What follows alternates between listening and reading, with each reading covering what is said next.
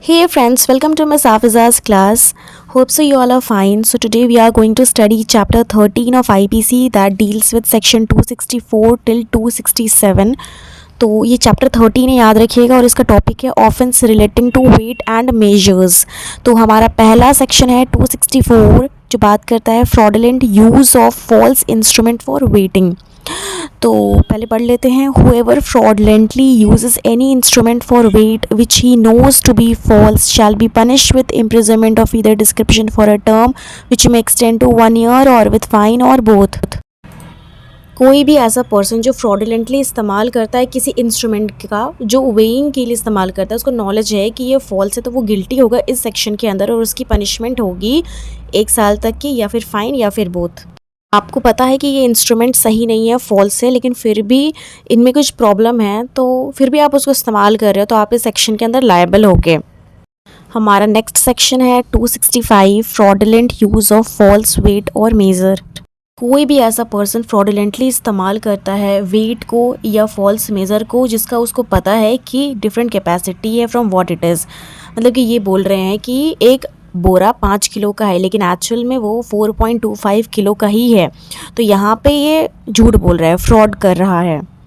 Whoever fraudulently uses any false weight or false measure of length or capacity or fraudulently use any weight for any measure of length or capacity as different weight or measure from which it is shall be punished with imprisonment of either description for a term which may extend to 1 year with fine or both।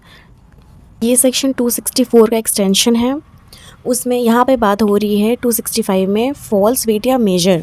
Next है हमारा section 266 being in position of false weight और major.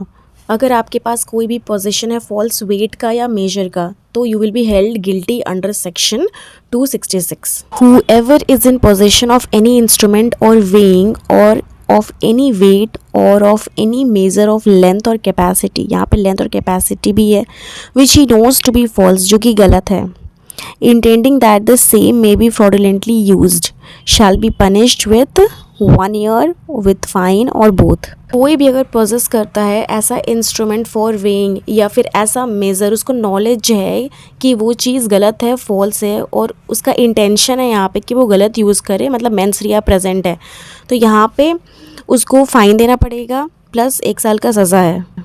तो अब आते हैं section 267 में जो बात करता है मेकिंग और सेलिंग फॉल्स वेट और मेजर। यहाँ पे आप प्रोड्यूस कर रहे हो, बना रहे हो या सेल कर रहे हो कोई भी फॉल्स मेज़र।